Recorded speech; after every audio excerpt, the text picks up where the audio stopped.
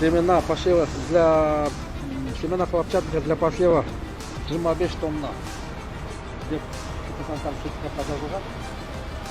Жүктү көрсөк, жүктү сафлор болуп чыкты.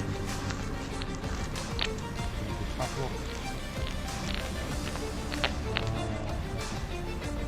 Фитосанитардык сертификаттагы маалыматтар транспорттагы жүккө дал келбестигине байланыштуу фитосанитардык сертификат жараксыз деп табылды. Автоунаа кайра артка жүк жөнөтүүчүгө кайтарылды.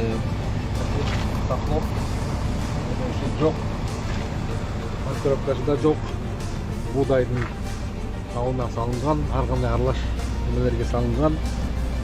Мына сафлор болуп чыкты.